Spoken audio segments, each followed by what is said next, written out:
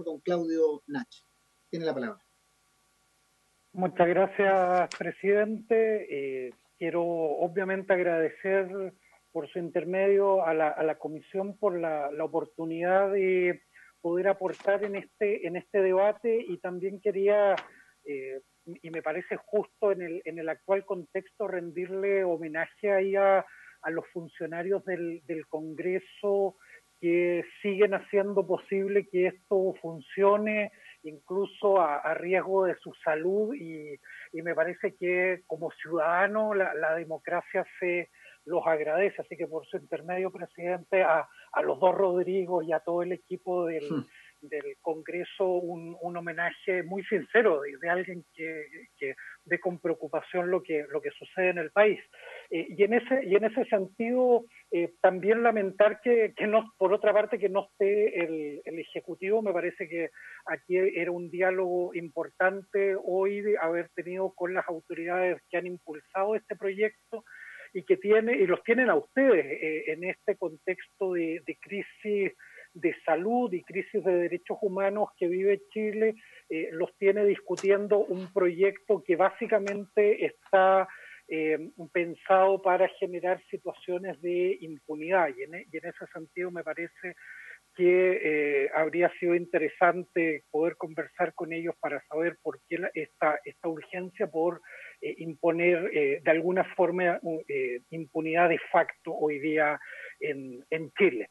Y en ese sentido lo que quiero es, desde mi área de expertise, darles a ustedes algunos elementos de juicio que me permiten sustentar esta idea de lo que este proyecto hace en realidad es generar una situación de impunidad de facto.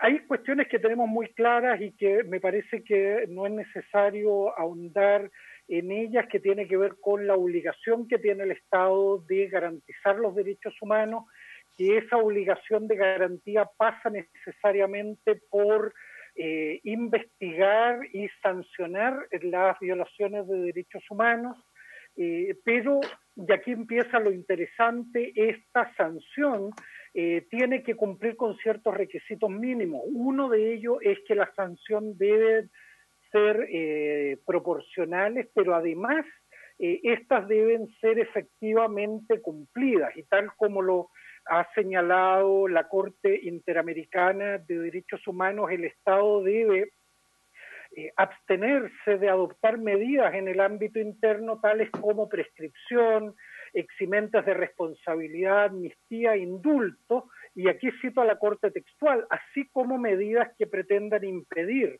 la persecución penal o suprimir los efectos de una sentencia condenatoria. Y cierro con eso la cita. En este sentido, todo el sistema de derechos humanos ha señalado que la sanción de los responsables de graves violaciones de derechos humanos es también una forma de reparación, y a la vez una medida que garantiza que este tipo de actos no vuelva a volver a suceder en el país. Y en ese sentido es donde se enmarca nuestra discusión. Aquí es donde se genera la duda. ¿Por qué? Porque el sistema internacional, como muy bien se ha dicho ya, no prohíbe, no establece una prohibición absoluta de establecer discusiones a nivel nacional que estén vinculadas con posibilidades, por ejemplo, de rebaja de condenas o de beneficios penitenciarios. Ustedes mismos probablemente lo han recibido, y el gobierno lo ha hecho públicamente saber, que la Comisión Interamericana hace pocos días, en el marco de la pandemia, ha señalado que se deben adoptar medidas carcelarias, y que en caso que estas medidas vayan a beneficiar a quienes han sido condenados por graves violaciones de derechos humanos, deben establecerse ciertos análisis y requisitos. Textualmente dice: más exigentes, con apegos al principio de proporcionalidad y a los estándares interamericanos aplicables. Y la cuestión es entonces, ¿cuáles son esos estándares aplicables? Y creo que esto es lo más interesante que yo les puedo aportar a ustedes, es esa discusión. La Corte Interamericana hace un par de años, en mayo del 2018 precisamente, le tocó conocer de una supervisión de cumplimiento en casos contra Perú, donde había sido indultado, recordarán ustedes, el expresidente Fujimori, cuestión que luego fue dejada sin efecto, pero en ese caso la Corte estableció algunos criterios que debían concurrir para que una medida que permitiera, decía la Corte, extinguir de alguna forma la pena, cumpliera con estándares mínimos para no generar situaciones de impunidad de facto. Y señalaba que una medida de este tipo debía ser objeto de control jurisdiccional, donde las víctimas pudieran participar, pero además señala la Corte ahí que junto con el criterio de la situación de salud del condenado, se debían tener en consideración una serie de otros elementos, y enumera 7 elementos que van desde la afectación a las víctimas, que se haya cumplido parte considerable de la pena, pagado la reparación civil, la conducta del condenado, el reconocimiento de gravedad de los delitos, rehabilitación y los efectos que tendría esta liberación a nivel social y de las víctimas. En el mismo sentido, esto es establecer un conjunto de elementos que permita adoptar una medida tan grave como esta, es que usualmente se recurre al Estatuto de Roma, al Estatuto de la Corte Penal Internacional, que si bien sabemos no es un instrumento directamente aplicable en Chile, sí establece en estas materias el consenso internacional del cual Chile es parte. Sabemos que el Estatuto de Roma, en el artículo 110 y en las reglas 223, lo que hace es prohibir, por una parte, medidas alternativas a la prisión, pero establece la posibilidad de rebajas o reducciones de pena.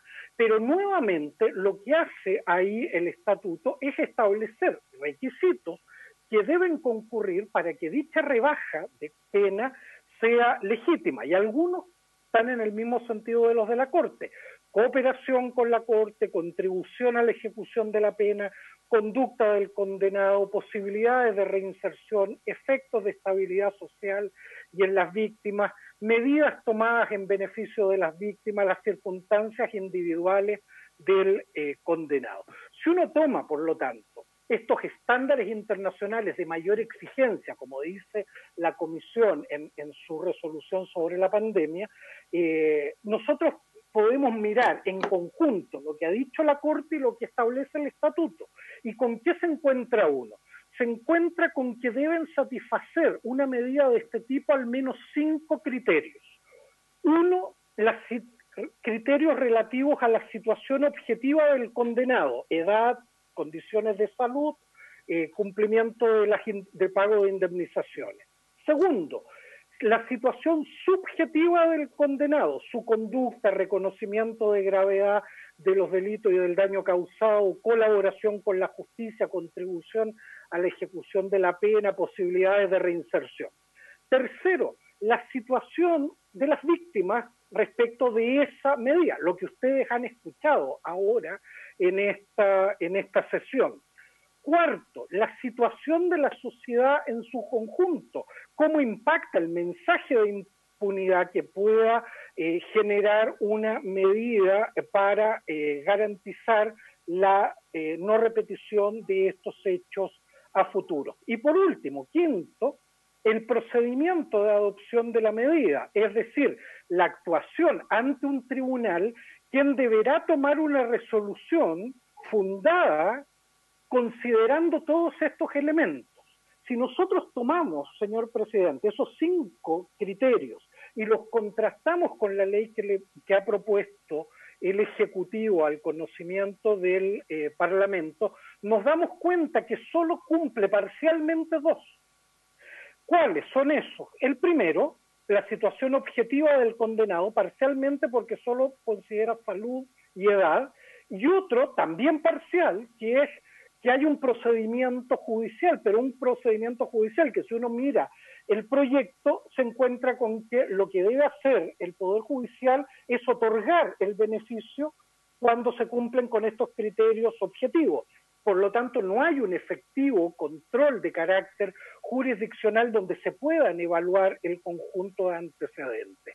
En ese sentido, señor presidente, para ir cerrando, este proyecto no pasa un test mínimo de compatibilidad del mismo con los compromisos internacionales. Y cuando no se cumple con esos test mínimos, lo que estamos entonces es ante un proyecto que genera una situación de impunidad de facto incompatible con el Estado de Derecho y los derechos humanos. Es decir, este es un proyecto que nunca debió haberse presentado como se ha presentado por la autoridad, y cuando eso ocurre, lo que corresponde en una democracia es que el Parlamento entonces tome las medidas necesarias para evitar que el Estado incurra en un incumplimiento a sus compromisos internacionales. Por lo tanto, lo que espero es que esta comisión, al igual que lo que hizo la Comisión de Derechos Humanos, rechace este proyecto por ser incompatible con los compromisos internacionales del Estado de Chile en materia de derechos humanos. Cualquier pregunta, duda que ustedes tengan, quedo a su entera disposición, presidente. Muchas gracias. Muchas gracias, Claudio, por la presentación y también lo que le agradecemos